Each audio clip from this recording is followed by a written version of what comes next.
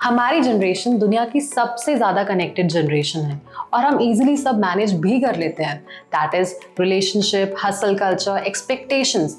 But एक चीज़ ऐसी है जिसको हम मैनेज नहीं कर पाते and that is our mental health issues. And उसमें से सबसे बड़ा इशू आता है एंग्जाइटी। और सबसे डेंजरस बात यह है कि आधे से ज़्यादा लोगों को पता ही नहीं होता कि उनको एंग्जाइटी इश्यूज है। एंग्जाइटी को हम बिजी स्केड्यूल का नाम दे देते हैं या फिर नॉर्मल टेंशन बोलकर इग्नोर कर देते हैं।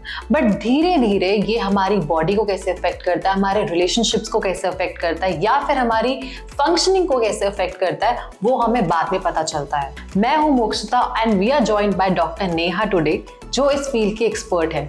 She has been working closely with all kind of people dealing with all the mental health issues. So today's conversation is going to be very insightful.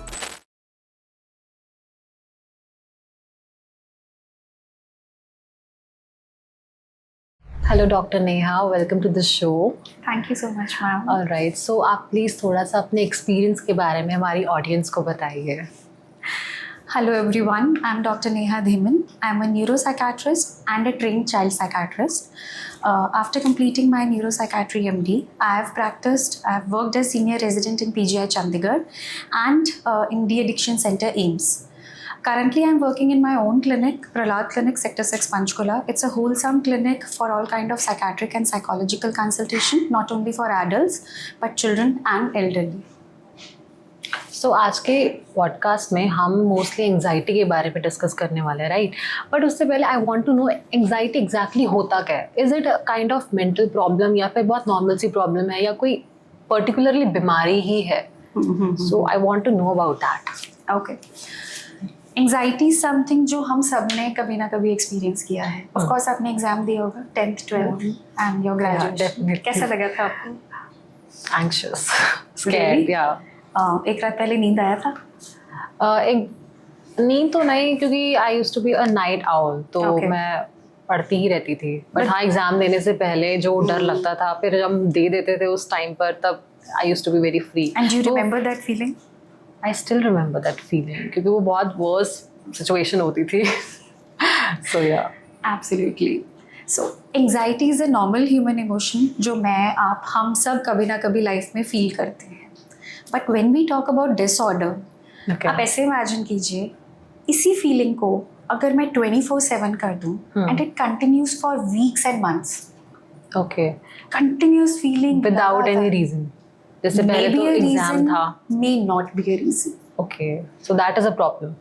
Of course. Short term के लिए anxiety helps in increasing your performance because there is increase in chemicals such as adrenaline, noradrenaline in your blood. They help us focus. But यही chemical अगर long term के लिए continuous for weeks for months बढ़े रहेंगे, then they will negatively affect your focus, your outcome, your relationships, everything.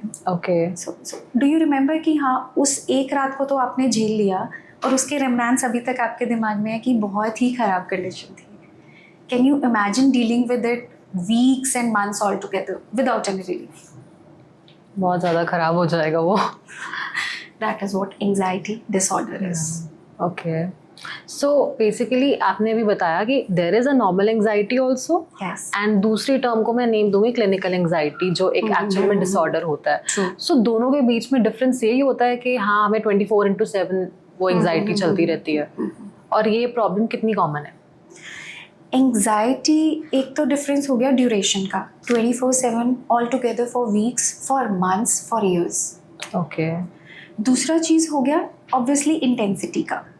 You know that it leads on to your socio occupational dysfunction, कि आप काम पे काम नहीं कर पा रहे हैं, घर पे जाके रिलैक्स नहीं कर पा रहे हैं, फैमिली से इंटरैक्ट नहीं कर पा रहे हैं, आपके रिलेशनशिप सफ़र कर रहे हैं, फोकस कंसंट्रेशन सफ़र कर रहा है. सो ऑल टुगेदर आपकी पर्सनैलिटी चेंज हो जाती है. ओके. तो किस तरह के इफेक्ट्स हमारी बॉडी में दिखता है वो? हम एंग्जाइटी की अगर बात करें, so there can be psychological symptoms of anxiety, behavioural symptom, physical symptom. Psychological symptoms in the sense the person will appear restless. कई लोग आपने देखा होगा हर चीज़ को जल्दबाजी करते हैं. अरे जल्दी करो लेट ना हो जाए, है ना. अरे जल्दी करो, ये काम ना छूट जाए. कोई काम करना हो तो 10 दिन पहले याद कराना शुरू कर देना है, हमने उस तारीख को वहाँ जाना है, पैकिंग कर लो, ये कर लो, वो कर लो. What is that? That is anxiety. Okay. right? Then anxiety not only presents with just psychological symptom कि focus concentration में issue आ रहा है, restlessness feel हो रही है, worries चल रही हैं दिमाग में हर वक्त, ये कैसे होगा, वो कैसे होगा, या कुछ fears चल रहे हैं. So there can be physical symptoms as well. Okay. Many a times I have seen people, going to physicians, cardiologists, and ultimately after months and weeks they get diagnosed with anxiety disorder. Why? क्योंकि जब वो anxiety emotionally control नहीं हो पा रही है, deal नहीं हो पा रही है, it start channelising into physical symptoms. Body pens होने लग जाते हैं, अनएक्सप्लेन बॉडी पेन्स. ओके. किसी को चेस्ट पेन होने लग जाएगा, टांगों में दर्द है, बैक में पेन है, सर्वाइकल शुरू हो जाएगा जो कि ठीक ही नहीं हो रहा है, मसल नॉट्स बन जाएंगे. किसी के माइग्रेन्स बढ़ जाएंगे, like every other day there is migraine, daily migraine, दवाइयों से ठीक नहीं हो रहा है, कंटिन्यूस हेडेक रह रहा है, स्टमक अपसेट रहने लग जाता है, कभी डायरिया हुआ, कभी कॉन्स्टिपेशन हुआ, खाना नहीं पचेगा, अनएक्सप्लेन वेट लॉस, नींद आने में दिक्कत आएगी. तो इन सारी चीज़ों के लिए people generally prefer going to a physician. Blood test कराते हैं, ब्लड टेस्ट में कुछ नहीं निकलता, MRI CT स्कैन्स होते हैं, उसमें कुछ नहीं निकलता. उससे क्या होता है, और गड़बड़ हो जाती है कि भाई आया तो कहीं कुछ नहीं है, कहीं ऐसा तो नहीं कुछ बहुत डीप सीटेड और सीरियस है कि उसे डॉक्टर भी नहीं पकड़ पा रहा. Okay. So what do you think, what is the science behind it? ऐसा होता क्यों है? There are multiple reasons for it. When we talk about any kind of mental health issues or psychological disorder, so we follow one approach which is called as biopsychosocial model. Okay. तो वो हमें एक wholesome overview देती है. Bio stands for biological और neurological factors. एक time पे ये सोचा जाता था कि जितनी भी साइकेट्रिक इलनेसेस हैं, मेंटल इलनेसेस हैं, they only occur in sensitive या फिर वीक इंडिविजुअल्स. ना, जो कि आप सेंसिटिव हो, मन से कमज़ोर हो, मन को ताकत दो, this is what we hear, थोड़ा सा स्ट्रॉन्ग बनो.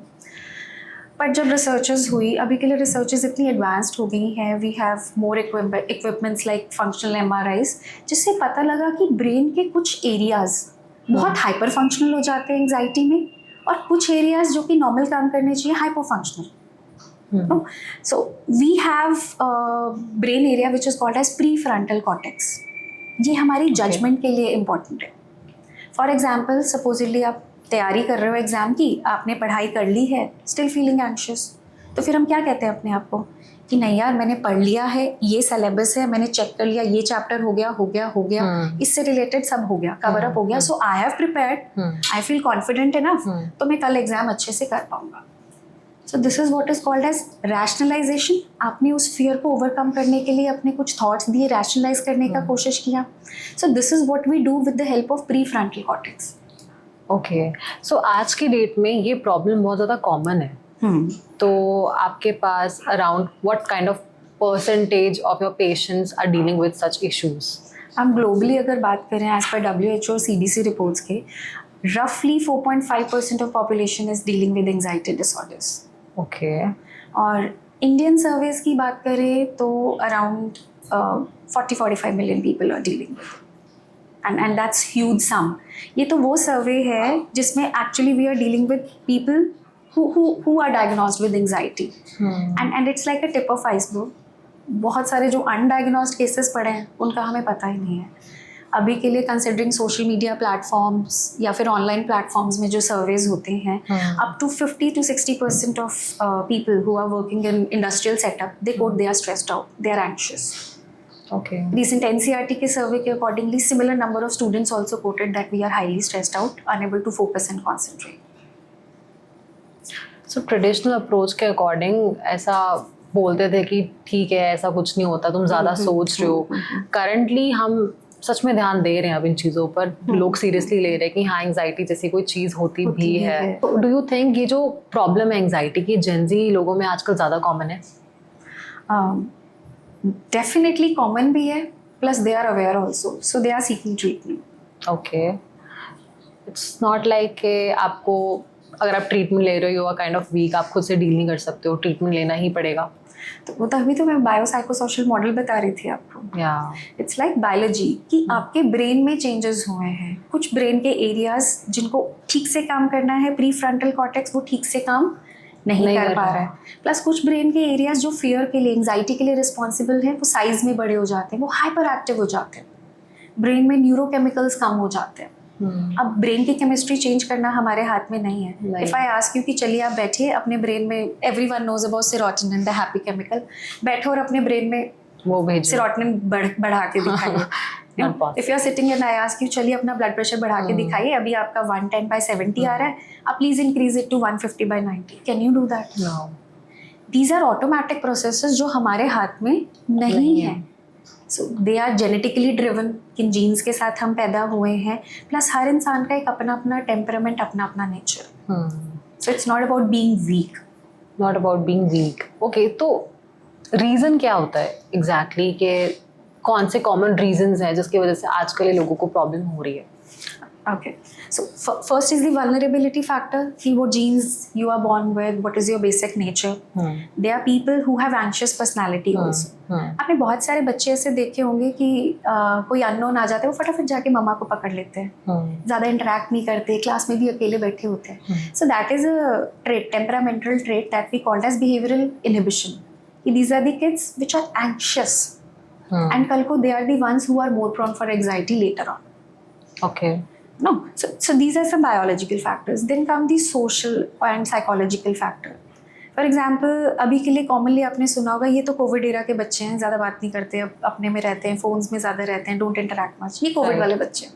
वो एनवायरनमेंट ऐसा क्रिएट हो गया था उस टाइम पे. वो एनवायरनमेंट ऐसा क्रिएट हो गया है. Parents are working, nuclear families are there, coping strategies नहीं है, lots of burden, mothers are also stressed out, fathers are working, they are stressed out. तो बच्चे को एक प्रॉपर एनवायरनमेंट नहीं मिल पा रहा है. The kids who are expose to abuse और निगलेक्ट इन अर्ली चाइल्डहुड, उनमें ज़्यादा डिसऑर्डर्स देखने को मिलते हैं लेटर ऑन लाइफ में. So it's almost like that our cups are almost full. Okay.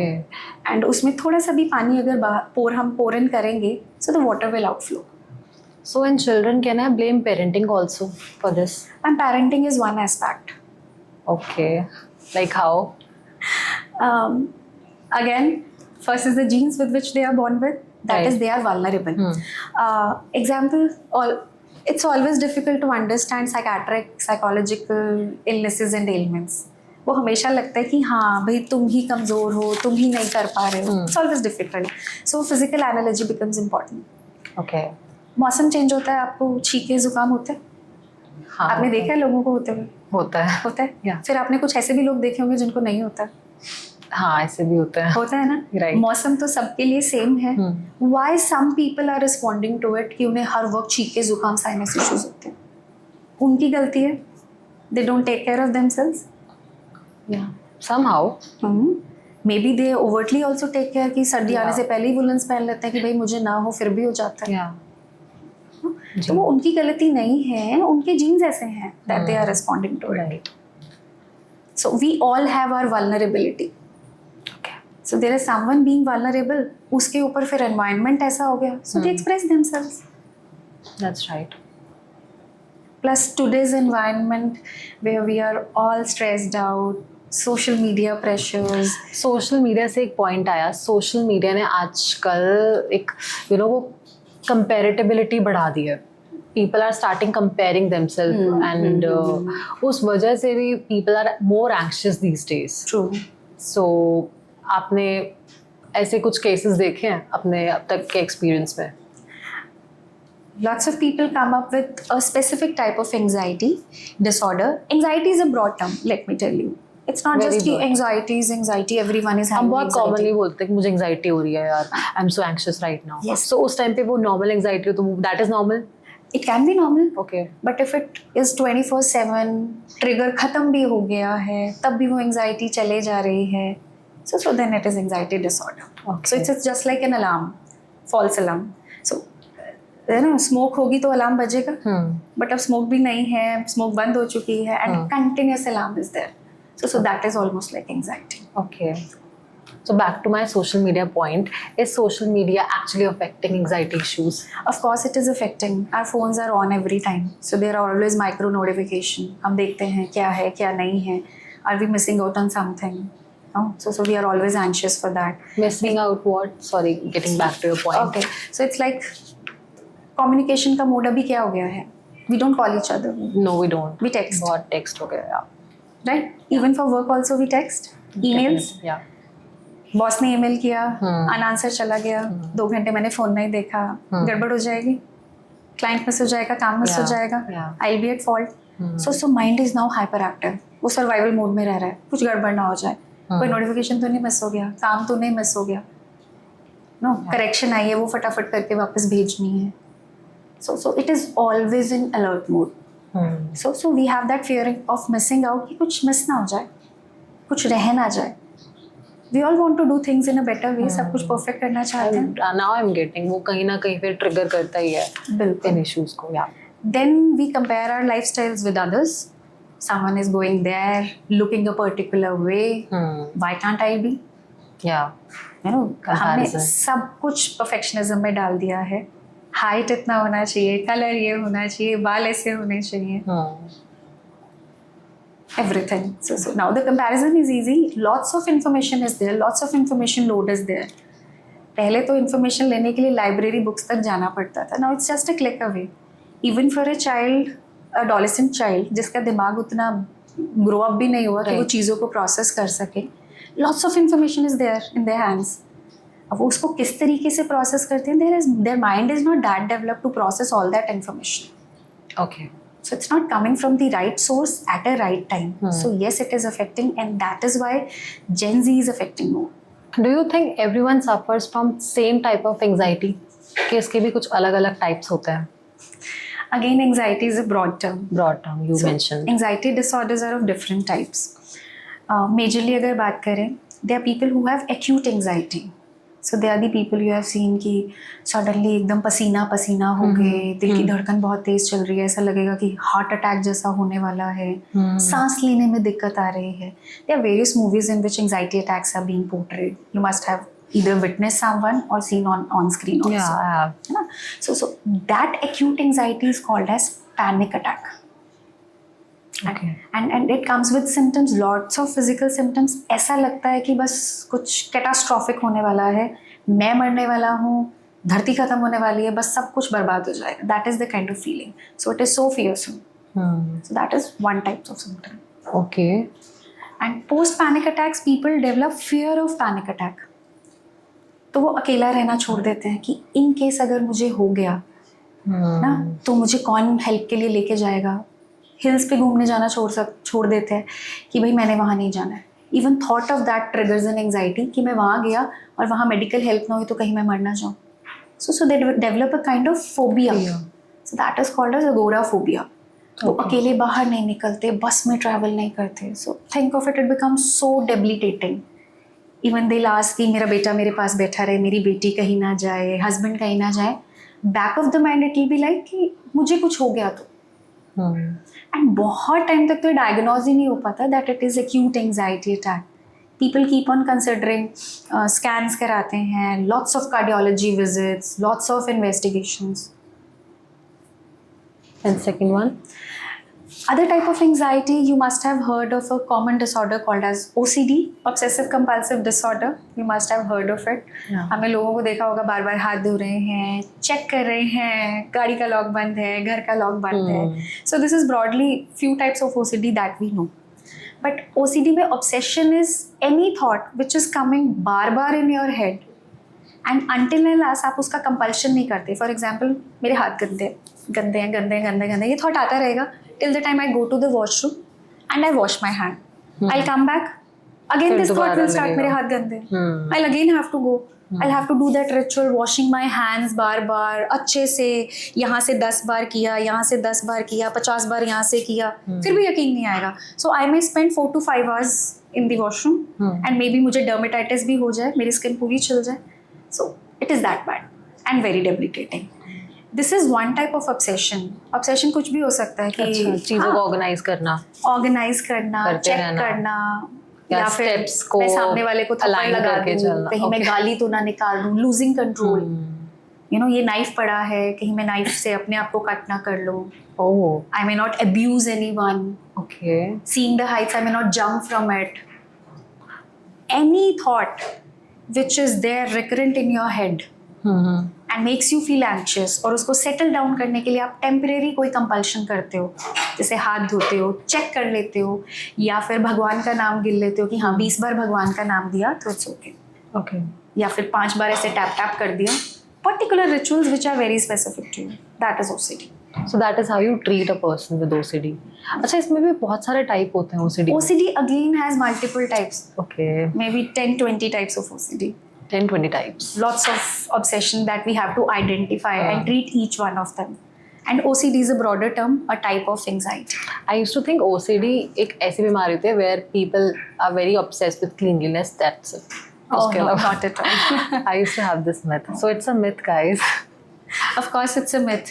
People who are very obsessed, as a psychiatrist, तो चलो मैं ये बोलना नहीं चाहूँगी, but still the layman language, they are the people who have obsessive traits in their personality. That they like things cleaned. नहीं है तो उनको उसको effort लगा के clean करेंगे, but once clean, so they'll be like, okay, this is my way. But in OCD, even that 100% of cleanliness is not my way. मैं उसे मजबूरी में कर रही हूँ क्योंकि मेरे दिमाग का थॉट नहीं रुक रहा है. It is pushing me to do that again and beyond boundaries कि मैं अपने मेन काम कर ही नहीं पा रही हूँ. I am not able to work in the office, I am not able to take care of my household. मैं बस सारा दिन सफाई ही करती जा रही हूँ. Okay, so how a person with OCD is being treated? Ma'am, it's a very complex illness. If we talk about treatment, then of course it is a neurobiological illness. Medicines have a very, very, very important role in it. Okay. Plus then there are psychotherapies. The Therapies. counselings, yes. And broadly what we call as CBT, cognitive behavior therapy. Okay. Next type of anxiety. Yeah, of course. The next Back to type the of topic. anxiety is generalized anxiety disorder. Worries, lots of worries. So to give an analogy, it's like कि जब earthquake आता है, थोड़ा सा भी अगर हमें perceive हो जाए, what do we do? भागते हैं बाहर, एकदम भागते रश हैं। करते हैं, है ना? और थोड़ा ज़्यादा शेकीनेस है तो गिर भी सकते हैं, या फिर हम किसी चीज़ को होल्ड करने की कोशिश करते हैं. Like So measures. generalized anxiety is like कि the earth is vibrating. So every time I'm trying to balance myself, मैं चीज़ों को बहुत ज़ोर से पकड़ के चलूँगा. I try to hold on myself. So it's like my world is vibrating. There are lots and lots of worries, anxieties. ये कैसे होगा, ये कैसे नहीं होगा, ये काम कैसे अच्छे से करूँ, वो रह गया, ये रह गया. So continuous worries and lots of physical symptoms. Lots of muscle aches, tensions. रात को नींद ना आना, मन में घबराहट होना, रेस्टलेसनेस होना. And that continues for all together weeks and months, maybe more than 6 months. So sleep deprivation you mentioned, Yes. right? तो ये anxiety का ही part है कि ये भी अलग से कोई एक condition है? When we talk about psychiatry, so there are lots of symptoms. When we talk symptom about है, low okay. mood is a symptom, it's not equal to depression. Okay. Anxiety is a symptom, is not equal to anxiety disorder. Again, sleeplessness is a symptom, but not necessarily only a symptom of anxiety. There are multiple of symptoms. There are many symptoms and sleeplessness is seen in multiple illnesses. बहुत सारी बीमारियों में, depression में भी नींद का दिक्कत आता है, बाइपोलर में भी आता है, एंजाइटी में भी आता है, and itself insomnia is a diagnosis. और बात इंसोमनिया की हो ही रही है, so आज का generation is maximum suffering from insomnia. Okay. They take hours and hours to fall asleep. और वो जो स्लीप है वो भी हमारा सर्कैडियन रिदम सन के साथ कोऑर्डिनेटेड नहीं है. इस कारण से हमारे अपने हार्मोन्स डिस्टर्ब होते हैं. We are more prone for psychological, not only psychological, physical elements. क्योंकि कई लोग सोचते हैं, many people in OPD come up कि कोई बात नहीं, नींद नहीं आ रही है, ये तो आपको 20 सालों से नहीं आ रही है, अब क्या फ़र्क पड़ता है, कर लो ऐसे ही, मैंने 2-3 घंटे सो के फ्रेश तो हो जाते हो. बट वो नींद ही होती है जिसमें हमारे बॉडी ऑर्गन्स रेस्ट करते हैं, हमारे हार्ट को थोड़े टाइम का रेस्ट मिलता है, हमारा ब्लड प्रेशर फॉल करता है, हार्ट पे प्रेशर कम होता है, ब्रेन को रेस्ट मिलता है. ब्रेन को रेस्ट मिलता है, एवरी ऑर्गन इज रेस्टेड. और अगर हम रात में प्रॉपरली 7-8 घंटे नहीं सोएंगे, कंटिन्यूस नहीं सोएंगे, so the risk of heart attacks, brain strokes, it increases multifolds. Okay. And that is the reason lots of people, the young generation is coming up heart attacks के साथ, stroke के साथ. 1/3 of strokes are now found in young population, less than 40. आजकल तो वैसे भी बहुत young generations को हार्ट अटैक्स आ रहे हैं या फिर ऐसे हेल्थ इश्यूज हो रहे हैं. And sleep is one of the major factor. Sleep is okay. We were talking about OCD. Yeah. जैसे कि मैंने बताया, it's not just about cleaning and checking. So there are people who come up with sexual obsessions towards other, maybe towards any female. वो घर की female भी हो सकती है, towards sister, mother. तो क्या करते हैं, द पीपल स्टार्ट अवॉइडिंग, मम्मा के साथ नहीं रहेंगे. Okay, you don't want to share this? No, please. Of course. Yeah. Okay. So what do? They start avoiding. वो मदर को अवॉइड करेंगे, सिस्टर को अवॉइड करेंगे, meeting any female they will avoid, because deep inside क्या है, fear of losing control, कि कहीं वो कोई सेक्सुअल एक्ट कर ना दे, अप्रोच कर ना दे. But that we talk about prefrontal cortex, it is the judgmental area, it is still intact, it is just a thought. हम जो सोचते हैं वो असल में होता तो नहीं ना. इफ आई थिंक अबाउट कि मैं पानी पी लूँ, ग्लास अपने आप उठ के मेरे मुंह तक तो नहीं आ जाएगा ना. So there is some area in my brain which gives me signal, glass उठाइए, पानी पीजिए. सो वो थॉट इतना ज़्यादा डरा देता है कि सब अवॉइड करने लग जाते हैं. So this was an interesting case. सब जगह से आया कि कोई आराम नहीं आ रहा है, I am tired of it, almost two the verge of depression and suicidal. So we started with therapy, we started with medicines, and therapy में the main line of stay is CBT. CBT का एक type होता है exposure and response prevention. Okay. जो आप avoid कर रहे हैं, जिससे आप डर रहे हैं, दूर भाग रहे हैं, हम ग्रेजुअली एक्सपोज करना शुरू करते हैं. और अगर फिजिकली एक्सपोजर नहीं हो पा रहा, कितने टाइम से वो that boy was not staying at home, he took a decision कि I am moving to Canada, मैं नहीं रहूँगा यहाँ पे बिकॉज ऑफ दोज ऑब्सेशन. वो अलग बात है कि now he is in Canada only, Okay. But it is by his choice. वो ग्रेजुअल एक्सपोजर से उन ऑब्सेशंस की पावर को वीक किया, उसका खुद के कंट्रोल को राइज किया. So this is a very systematic process that obviously I can not explain in a very short period of time. Definitely. But medicine plus counselling session, hand in hand, like 50% medicine, 50% counselling sessions. So ऐसे cases mostly mail के साथ होता है, female के साथ भी होता है? Ma'am either ways. Okay, it could be anyone. कोई ऐसे जेंडर बायस नहीं होता. In general psychiatric issues are more common in females. Reason being females have lots of hormones ऊपर नीचे. एवरी साइकिल कुछ हार्मोन्स बढ़ रहे हैं, फिर सडनली क्रैश हो रहे हैं. And major female hormone which is oestrogen and progesterone, they have receptor in brain also. तो ब्रेन में रिसेप्टर होने के कारण they directly act on brain and lead on to mood symptoms. So females are more prone for psychiatric illness, but ये case किसी के साथ भी हो सकता है. So for females also, sharing a case, there was this female, again suicidal. ये impulses बहुत अच्छे, they are not very, ego satisfying कि नहीं तुम कुछ अच्छा कर रहे हो. Obviously they are very dissatisfying और socially बहुत ज़्यादा stigma attached है. Someone having any kind of sexual impulse towards the child, her own child, think of the mental state. क्या करेगी वो female? She will start blaming herself कि मैं किस तरीके की हूँ, कैसी हूँ, मैं ऐसा कैसे सोच सकती हूँ, avoiding the child. So treating her, now she's well adjusted with the child. She's the one who's taking care of child all day alone. So these are very complex cases. But one could easily, like, if in case any kind of mishappening happens, so that person could easily blame his mental health and get free from that. There's a possibility. That's not the case. Obviously, there is a clause in law that कि तभी उसी को free करेंगे if at that time of committing crime that person is proven to be insane. But it's very difficult to prove that at the time of committing crime that person was insane.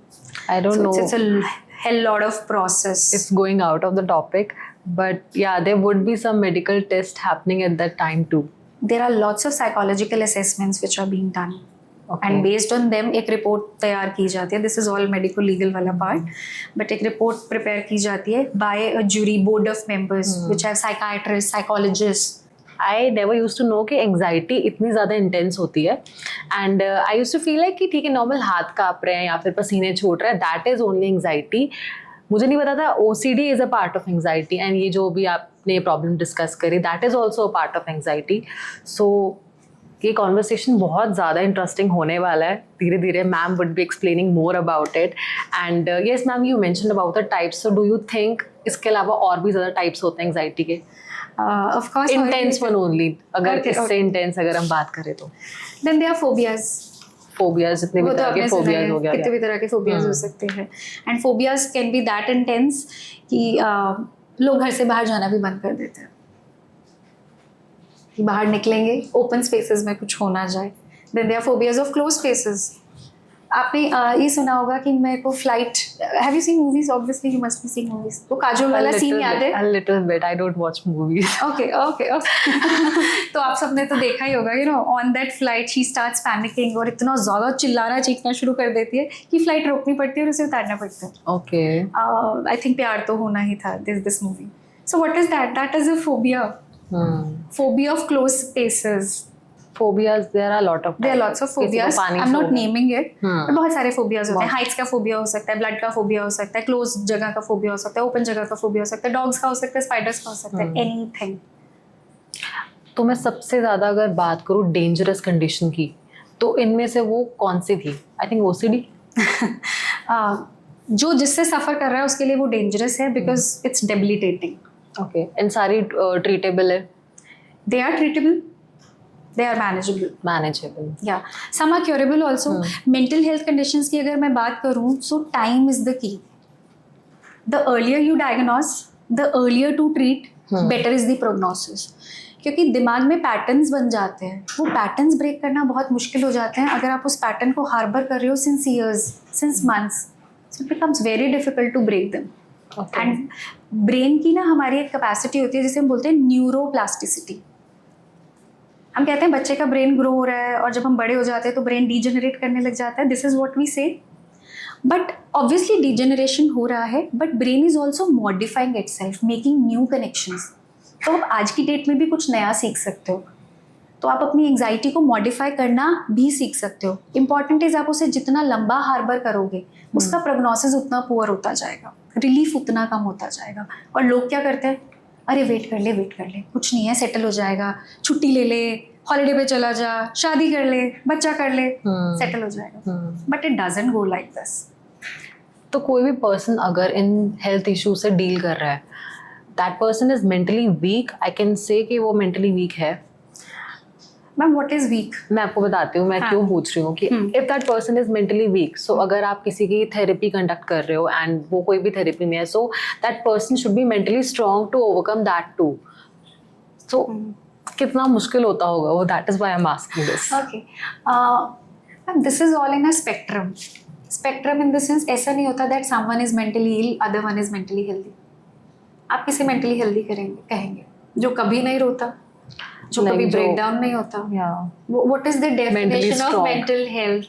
According to me, अगर कोई person mentally strong है तो you know he would be able to overcome any situation and हाँ, वो easily accept कर लेता है चीज़ों को, what is happening around. When we talk about mental health, even physical health, तो हम बहुत ज़्यादा mentally strong, mentally weak terms use करना avoid करते हैं. Okay. No? And it is a spectrum. कोई भी लाइन के इस तरफ और उस तरफ मूव कर सकता है. Someone who doesn't have physical strength to, you know, climb the stairs, वो over the period of time उसे build up करके हो सकता है एक mountain भी चढ़ जाए. It's about working on yourself. तो जो एरिया आपका वीक है, supposedly someone is vulnerable. The better term would be if someone is vulnerable to mental illness. For example, someone is vulnerable to allergies during seasonal change. Obviously, has to do some breath work. You know, has to take some prophylactic medicines or maybe thing ताकि उसको इस तरीके का issues ना आए. Similarly, a person who is vulnerable for mental health issues, anxiety को vulnerable है, तो उसे थोड़ा अपने ऊपर काम करना पड़ेगा. काम करने का मतलब उसे बैकग्राउंड वाली चीज़ें, जो चीज़ें उसके हाथ में हैं, वो मैनेज करनी पड़ेगी. अपनी स्लीप को मैनेज करिए, टाइमली सोइए, टाइमली उठिए, 8 घंटे की लगातार नींद लीजिए, अपनी डाइट को अच्छा रखें. Try to avoid excess of caffeine, colas, which are known factors for, you know, anxiety बढ़ाने के लिए. Drugs consume नहीं करेंगे. People with anxiety commonly come up with alcohol issues. क्यों? अल्कोहल लेके दिमाग शांत हो जाता है और उसके बाद they comparatively feel better. Reason being वो वरीज गायब हो जाती हैं. But it is a very short term and rather anxiety को और बढ़ा देता है. जैसे अल्कोहल के लेवल स्लैश करते हैं ब्लड में, तो एंग्जाइटी पीक हो जाती है मे बी 5 times 10 times. फिर उसको सबसाइड करने के लिए और अमाउंट ऑफ अल्कोहल लेते हैं, तो एक वो साइकिल शुरू हो जाता है.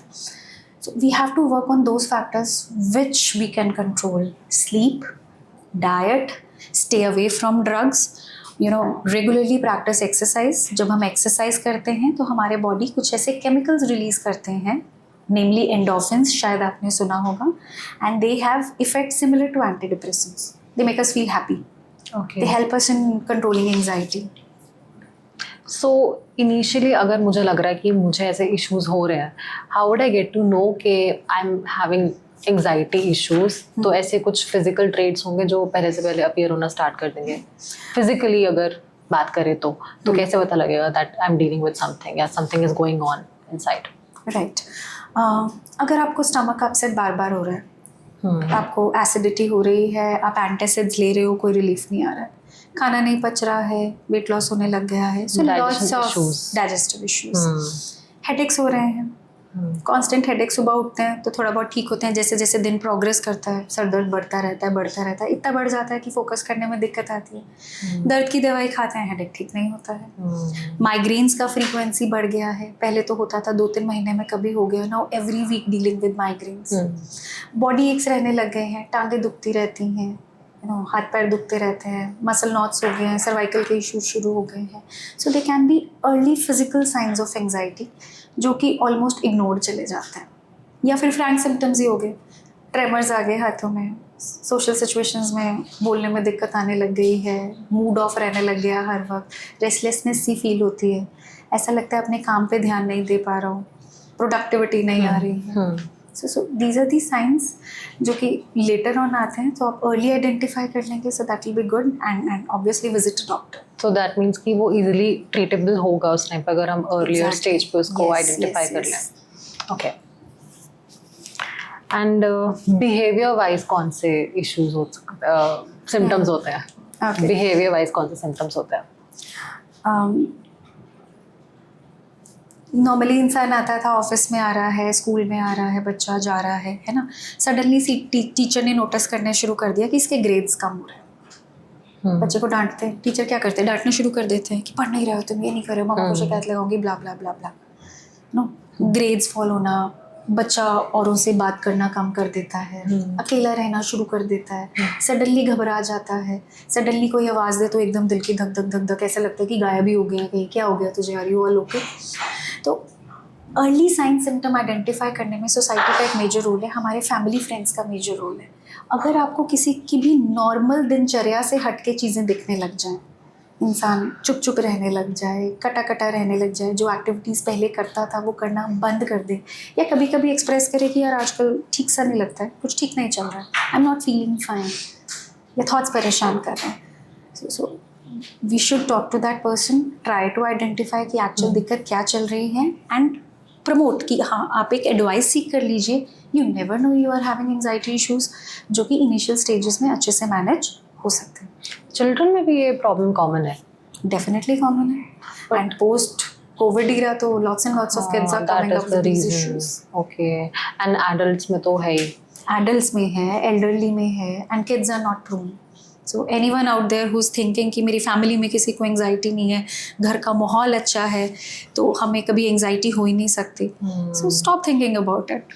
It's no one is immune to it. कुछ लोग होते हैं ऐसे, दे वोंट बिलीव कि हाँ हमें ऐसी कोई प्रॉब्लम है भी या हो भी सकती है. ट्रू. सो ऐसा कोई केस आया आपके सामने? कल ही हुआ, there was this husband wife, and the husband was suffering from generalised anxiety disorder, and he was seeking treatment काफ़ी टाइम से. तो वाइफ वॉज वेरी फ्यूरियस कि ये तो दवाइयाँ लिए जा रहे हैं, जब से शादी हो रही है मैं तब से देख रही हूँ, सोते नहीं है, रात में जागते रहते हैं, बट इट्स ओके, तो क्या हो गया, दिन में काम करिए, अपना एक्सरसाइज करिए, थकिए, क्या हो गया है, दवाइयाँ ही नहीं छोड़ते, डिपेंडेंसी हो जाती है इनकी. My simple question is, who would like to pop a pill? आप खाना चाहेंगे दवाई? सर दर्द नहीं है, सर दर्द की दवाई खाएंगे? एसिडिटी नहीं है, I usually avoid. दवाई कोई भी नहीं खाना चाहता. We all want to be healthy, we all want to be happy, and anxiety is such an unpleasant state, इतना बुरा महसूस कराती है, डेफिनेटली कोई एंग्जाइटी फील नहीं करना चाहता. तो अगर कोई इंसान आप तक आ रहा है, डॉक्टर तक जा रहा है दवा लेने, then definitely think about it, नहीं यार इसको सच में दिक्कत है, he is not feeling this symptom, क्योंकि दवाई का टेस्ट कोई अच्छा नहीं होता, मज़ा नहीं आता दवाई खा के, you know, it's not a drug which will make you high for a while and you will feel good. Okay. So कब हमें ऐसा लगता है कि अब प्रोफेशनल हेल्प लेने की नीड है, ऐसा कौन सा स्टेज आता है? अगर ये सिम्टम्स रूटीन में आपको डिस्टर्ब करने लग गए हैं and they are affecting your life, personal life, professional life, social life, okay, अगर हम सेल्फ कंट्रोल नहीं कर पा रहे हैं. हाँ, अगर आप अगर आप मैनेज नहीं कर पा रहे हो through exercise, through diet, through sleep, या फिर थ्रू ब्रेथ वर्क, जो आप रूटीन में मेडिटेशन, योगा जो भी प्रैक्टिस करते हो उसे मैनेज नहीं कर पा रहे हो, still you are unable to manage your worries, और आप ये रिकॉग्नाइज कर पा रहे हो कि यार इसके बारे में तो इतना सोचने का कोई ज़रूरत है नहीं है, why am I thinking this way. या that is an issue. So anxiety जैसी मेंटल हेल्थ प्रॉब्लम्स को लेके लोगों के बहुत सारे मिसकंसेप्शंस या मिथ होते हैं. मेरे तो बहुत सारे हैं. सो फर्स्ट इज कि anxiety is just over thinking. Do you think anxiety is just over thinking?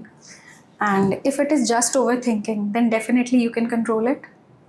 Over think आप भी करते होंगे, काम अच्छा हुआ है या नहीं हुआ है, देन यू टेल योरसेल्फ नहीं यार आई हैव पुट माई 100%, तो ठीक ही होगा, जैसा होगा देखा जाएगा, let's see what the results are.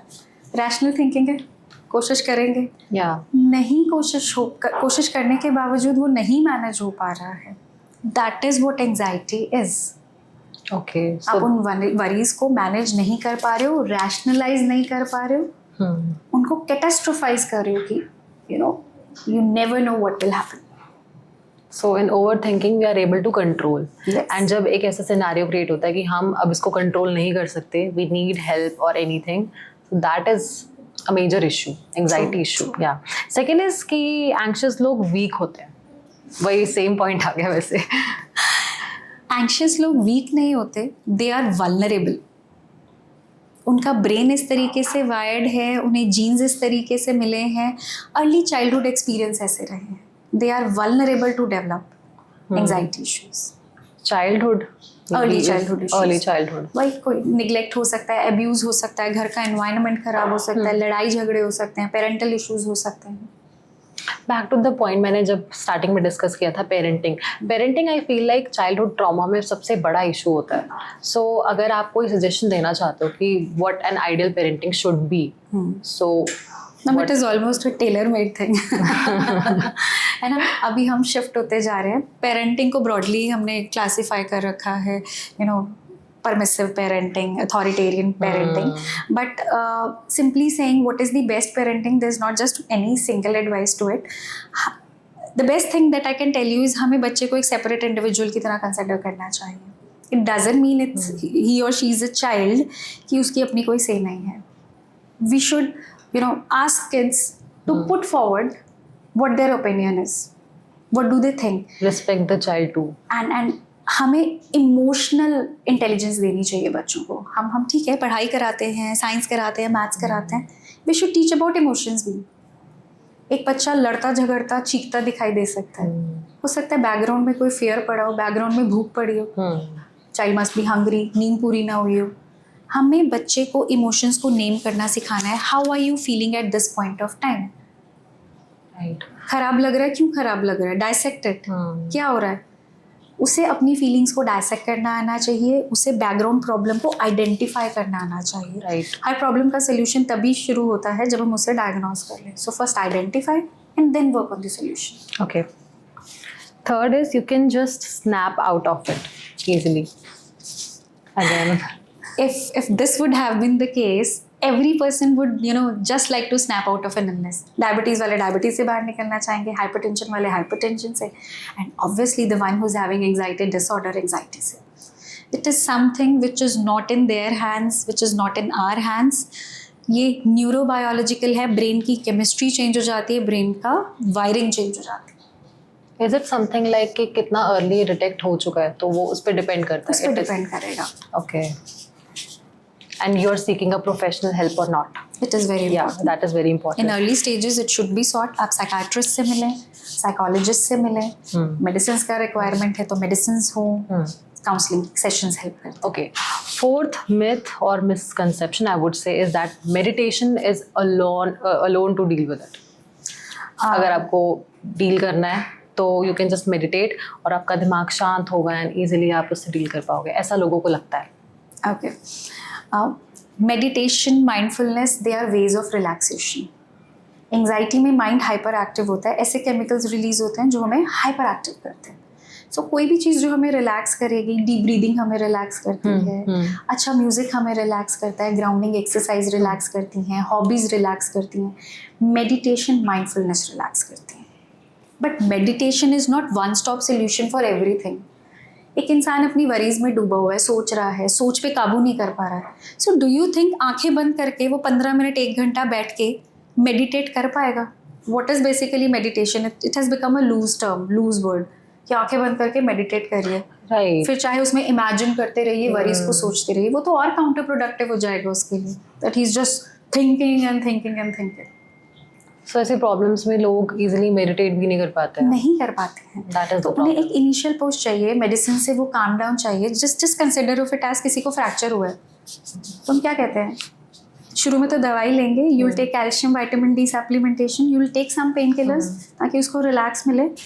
उसको फिर प्लास्टर होगा, वो हील होगा. अगर आप प्लास्टर नहीं कराएंगे तो वो मैल हील हो जाएगा, मैल अलाइन हो जाएगी bone. Similarly mental health condition का भी ऐसे ही, दवाई देंगे, इनिशियली उसके पेन को सेटल डाउन करेंगे, काम डाउन करेंगे, ताकि वो सब कर पाए, वो साइकोलॉजिकल वेज यूज़ कर पाए, स्लीप को ठीक रखे, डाइट अच्छा ले पाए, ब्रेथ वर्क कर पाए, मेडिटेट कर पाए, जो कि उसे इम्प्रूव करने में हेल्प करे. दवाई आपने मेंशन करा, तो दवाइयाँ किस तरह की होती हैं? Is it something like pain killer only normal, कि जैसे वो कोई भी ट्रिगर होता है तो उसको शांत कर देता है? आई डोंट नो हाउ कैसे डील करता है. So there are 2 types of medicine when we talk about. कुछ मेडिसिन होती हैं जो लॉन्ग टर्म में हेल्प करती हैं. ऐसा देखा गया है थ्रू रिसर्चेस, जो लोगों को एंजाइटी है उनके दिमाग में कुछ न्यूरोकेमिकल्स आर द केमिकल्स जो कि ब्रेन सेल एक दूसरे से बात करने में मदद करते हैं. Like we are talking, brain cell एक इन्फॉर्मेशन दूसरे सेल को देने के लिए वो केमिकल्स का यूज़ करता है. तो कुछ केमिकल्स कम हो जाते हैं. सेरोटोनिन के बारे में सबको मालूम है, so talking about serotonin only. So these are the medicine जो कि सेरोटोनिन के लेवल्स को बढ़ाते हैं. I am sorry, what is serotonin? Okay, serotonin is a neurotransmitter, brain chemical है, जो कि एंजाइटी और डिप्रेशन में देखा गया है ब्रेन में कम हो जाता है. कनेक्शंस बिल्ड करता है, आई गेस. कनेक्शंस एक ब्रेन सेल को दूसरे ब्रेन सेल से इंफॉर्मेशन ट्रांसफर करने में help okay, got it. Communicate करने में हेल्प करता है. वो कम हो जाता है तो ऑब्वियसली वो कम्युनिकेशन लैप्स हो जाता है एंड वो रिसेप्टर्स पे एक्ट नहीं कर पाता. That's why depressive and anxiety symptoms आ गए. तो ये वो केमिकल वैसे ही हैं जैसे किसी को थायराइड का इलनेस हो तो वो थायराइड की टैबलेट लेते हैं मॉर्निंग में, उसी तरीके से ये सेरोटोनिन के लेवल्स को बिल्डअप करते हैं. ओके. एंड दूसरे तरीके की मेडिसिन होती हैं एक्यूट एंटी एंजाइटी. जो ये सेरोटोनिन बढ़ता है ब्रेन में, उसे बढ़ने में टाइम लगता है 3 से 4 हफ्ते दवाई लेने के बावजूद भी. तो उन 3-4 हफ्तों के लिए हम एक्यूट एंजाइटीज़ देते हैं ताकि लाइफ मैनेजेबल हो जाए. Once serotonin levels are raised in brain, हम ये एक्यूट एंटी एंजाइटीज़ को विड्रॉ कर लेते हैं. ओके. तो एक डिपेंडेंसी तो क्रिएट हो ही जाती होगी ना, what ever the patient who is taking those medicines. तो लॉन्ग रन में डिपेंडेंसी फॉर्मिंग एक पर्टिकुलर कोर्स होता होगा. They have a duration, just like antibiotics 7 दिन तक लीजिए, 10 दिन तक लीजिए, बट इनका ड्यूरेशन लंबा होता है. Consider you are dealing with the most sensitive part of your body, the brain, जिसने सारी बॉडी को चलाना है. And it takes time to heal. Skin तो हफ्ते में हील हो जाती है, ब्रेन को हीलिंग में महीनों सालों लग जाते हैं. सो course is longer, 6 months, 1 year, तब तक जाके वो सेरोटोनिन के लेवल स्टेबलाइज होते हैं. Okay. And yes, they are not dependent. My many patients are off medicines and they are doing well. Of course, on and off थोड़ा बहुत anxiety हो जाता है, so they manage with the psychological techniques that उन्होंने पहले learn किया था. Okay. So that was all about this myth section. जो last myth मेरा यही था that medication is not addictive and use it under like proper, जैसे आप जो भी आपके psychiatrist है उनके supervision में आप अगर जो भी कोर्स होगा आपका उसको फॉलो करेंगे एंड प्रॉपर हेल्दी डाइट लेंगे, जो भी आपकी मेडिकेशन है उसको फॉलो अप करेंगे, so that would be easily manageable. So बात करते हैं थोड़े प्रैक्टिकल टूल्स एंड सॉल्यूशंस पर. फर्स्ट इज, अगर किसी को एकदम से एंजाइटी स्पाइक हो जाए या फिर अटैक आ जाए, सो कौन से टेक्निकल ऐसे टूल या सॉल्यूशंस हैं that you would recommend? Okay, so acute anxiety में सबसे पहले is naming your feeling. I am feeling anxious. अगर you have to accept. Yes, अगर आपकी हार्ट बीट बढ़ रही है, उसे हार्ट को एट्रीब्यूट नहीं करिए कि मुझे कहीं कोई दिल की बीमारी तो नहीं है, मेरे हाथ पैर कांप रहे हैं, कहीं कुछ हो तो नहीं रहा मुझे, कहीं मैं मर तो नहीं जाऊंगा. So label it correctly, you are having an anxiety attack, जो कि इसलिए हुआ है क्योंकि आपके ब्रेन में कुछ केमिकल्स ऊपर नीचे हो गए हैं. Okay. Once you label it, at least you know what I am having. आप उसको कैटास्ट्रोफाइज नहीं कर रहे हैं. Secondly, practice grounding techniques. Grounding techniques जैसे मैंने आपसे बात किया था, it can vary from person to person. वो ब्रीदिंग एक्सरसाइज हो सकती है, डीप ब्रीदिंग, डायफ्रेगमेटिक ब्रीदिंग हो सकती है. आप नोज से इनहेल करिए, ब्रेथ को रोकिए कुछ टाइम, फिर माउथ से एक्सहेल करिए. Okay. So you can practice it with me. So inhale through your nose, stop, exhale through your mouth. Practice like 5 to 10 rounds of this breathing. Okay. Yes? Yeah. Yeah. Then there are grounding techniques like 5, 4, 3, 2 exercise. Okay. So 5 चीज़ें जो आप देख सकते हैं उनको name करिए कि हाँ ये 5 चीज़ें. फॉर एग्जाम्पल लाइट्स हैं, फैंस हैं, बॉटल है. इनमें से 4 चीज़ें जिसको आप फील कर सकते हैं, तो आप उठाइए. Feel the bottle, touch the bottle, the texture, the cup, the pen, the table. कोई 3 चीज़ें जिसकी आवाज़ आप सुन सकते हैं. You can listen to this tapping. हम क्या कर रहे हैं, हम अपनी सेंसेस को स्टिमुलेट कर रहे हैं. साइट, टच, हेयरिंग, फिर आप स्मेल करिए या कुछ टेस्ट कर सकते हैं.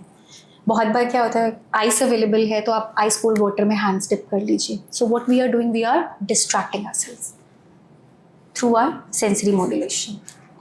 ओके, तो अगर हम कोई भी ऐसे सिचुएशन में है we are feeling anxious, so ऐसी कुछ टेक्निक्स है that you can follow and that will obviously help you out. Second is, would you like to talk about some digital triggers to reduce, these practical ways? Digital triggers, कुछ ऐसे digital triggers है. Okay. It has been seen कि अगर आप evening में just 2 hours of detachment from your mobile, if you take just 2 hours break from your mobile, that reduces your hyperactivity level by 30%. Okay. वो constant notifications जो आ रहे हैं, आपका दिमाग वहाँ बिजी है, कॉन्स्टेंटली आपने चेक करना है. Just 2 hours of it gives you enough rest. और दूसरा, मॉर्निंग में उठते सार at least within 1 hour try not to check your mobile phone. So screen को जितना आप अवॉइड कर सकते हो करो. इनफैक्ट एक हेल्दी लाइफस्टाइल को भी अगर मैं कंसीडर करके चलूँ along with healthy diet, it is very important कि आप स्क्रीन टाइमिंग को रिड्यूस कर ही दो. And specially for someone who is in corporate, we are obviously like 8 to 9 hours continuously हम स्क्रीन देख रहे हैं. उसके बाद भी if you are again scrolling through your mobile phone, so that is very dangerous for your eyesight also and for your brain as well, so please avoid that too. Screen is something like which gives us this pseudo feeling कि हम अकेले नहीं हैं, we are connected, but that is pseudo minded. वो एक addiction बन जाता है ना कि we are just scrolling and sometimes अगर मैं अपना पर्सनल एक्सपीरियंस शेयर करूँ, व्हेन आई एम स्क्रॉलिंग मेरा मन भी करता है कि okay I have to leave this, I have to leave my phone, but still my finger is like this. और उसके बाद वो अगेन कुछ गिल्ट वाली फीलिंग आ जाती है अंदर उसके बाद when I stop this. So and the whole day I am just thinking about that only कि यार सारा टाइम वेस्ट कर दिया वो कर दिया. So apart from medication there are a lot of counselling session also जो आप कंडक्ट करते हो. सो एग्जैक्टली उसमें होता क्या है? Okay. Counseling sessions again are of various types. I'll name few. For example, cognitive behavior therapy. Cognition का मतलब होता है सोचने का तरीका. People with anxiety disorders, they have cognitive distortion. मतलब distorted सोचने का तरीका. They'll maximize something कि अगर ये ना किया तो मुझे बॉस ऑफिस से निकाल देगा, मेरी बहुत बेइज्जती हो जाएगी. मैं प्रेजेंटेशन दे रहा हूँ, लोग मुझे देख रहे हैं, क्या पता मेरे बारे में बात कर रहे हो, हंस रहे हो मुझे देख के. अब अगर ऐसा मुझे थॉट आएगा, how would I be able to give a presentation और गिव अ स्पीच. या फिर बच्चों में कॉमनली क्या होता है कि अगर मैं स्कूल चला जाऊंगा तो पीछे से मम्मा कहीं चली तो नहीं जाएगी, मम्मा पापा को कुछ हो तो नहीं जाएगा. मैं रात में अलग अपने कमरे में सोने जा रहा हूँ, ऐसा तो नहीं है मम्मी को कुछ हो जाएगा, मम्मी आई नहीं है, 5 बजे का टाइम दिया था, कुछ हो तो नहीं गया, एक्सीडेंट तो नहीं हो गया. So these are common anxiety provoking thoughts. They are distorted thinking. Okay. In cognitive behavior therapy, we identify the distorted thinking. We explain them कि this is not a healthy way of thinking. Can you identify?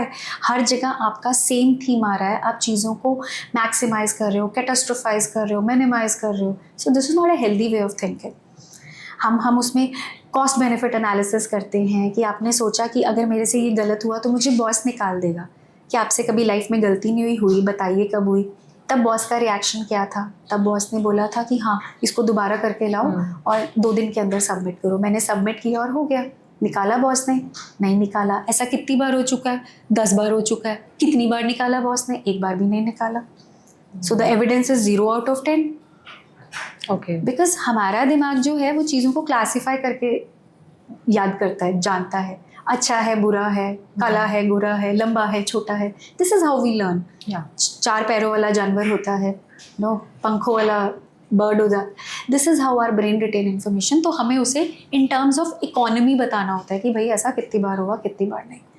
Then we ask them to log their thoughts कि क्या thoughts आ रहे हैं और कौन सा thought आपको anxiety provoke करता है, क्या वो डिस्टॉर्टेड थॉट है, एनालाइज करिए, या फिर नॉर्मल थॉट है. Okay and we do that workout.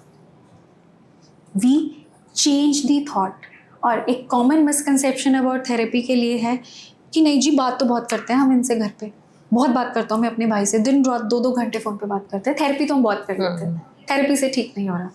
Therapy is not simply talking, it is analyzing your brain process, it is analyzing your thought process, finding mistakes and correcting them.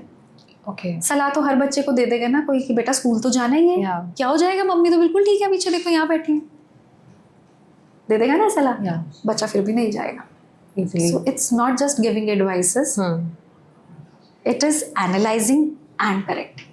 Okay So this is one form of therapy. Okay and second one then are the exposure therapies जो कि हम phobias के लिए use करते हैं, OCD के लिए use करते हैं. जिस भी चीज़ का फोबिया हो, for example someone has phobia of dog, किसी भी कारण से हो सकता है, कोई मूवी में देखा हो डॉग बाइट का केस, या बहुत अपने फ्रेंड को देख लिया हो, सोसाइटी में देख लिया हो कि इवन साइट ऑफ डॉग या फिर even bark of dog stimulates severe anxiety. तो हम उसे धीरे धीरे करके एक्सपोज करते हैं. हम उसे इमेजिनल एक्सपोजर देते हैं कि just imagine a dog standard 10 feet away from you, 20 feet away from you. उस वक्त जो एंजाइटी जनरेट होगी हम उसे काम डाउन करेंगे, रिलैक्सेशन एक्सरसाइजेस कराएंगे, धीरे धीरे करके उस एक्सपोजर को बढ़ाएंगे, डॉग्स के पास लेकर जाएंगे, but very gradual. It's not like कि आज मैंने इमेजिनल कराया, कल मैंने फिजिकल एक्सपोजर करा दिया, बात कर रहा. It might take 10 sessions, 20 sessions, not that easy. Then there are therapies which are called as mindfulness based therapies. Okay Mindfulness means simply being in the moment. और उसके लिए आपको अपनी ज़िंदगी से अलग से आधा घंटा 15 मिनट निकालने का ज़रूरत नहीं है. आप ब्रश भी माइंडफुली कर सकते हैं, आप अपनी चाय का कप माइंडफुली पी सकते हैं, कॉफ़ी माइंडफुली पी सकते हैं. Just being in the moment and not thinking about anything else. कि ब्रश कर रहे हैं तो सारा ध्यान बस ब्रशिंग पे है, दिमाग में कुछ नहीं चल रहा है. So mindfulness based therapies. Then acceptance and commitment therapy, कि आप एक्सेप्ट कीजिए that you are going through anxiety. And when you say कि दिमाग में थॉट आ रहा है कि हाँ यार अगर ये एग्जाम क्लियर ना हो मैं फेल हो जाऊंगा, इट्स लाइक यार मैं तो फेलियर हूँ, I am a failure, I will fail. Cognitive diffusion कीजिए, इस थॉट को अपने से अलग करिए. आई एम नॉट अ फेलियर, मेरा दिमाग मुझे ऐसा सोच रहा है कि मैं फेल हो सकता हूँ. So we have created a distance, उससे इमोशंस कम जनरेट होंगे, they will affect you less. So mainly these are few therapies, and yes, the list is endless. It has to be tailor made. Definitely, depending upon the type of issue the Exactly. person is dealing. Exactly. So mostly in techniques में या जो भी counseling sessions होता है, you only communicate verbally. That's it. There are homework assignments also given.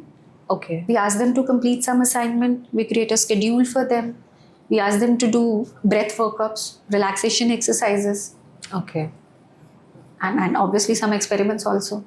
There are some activities.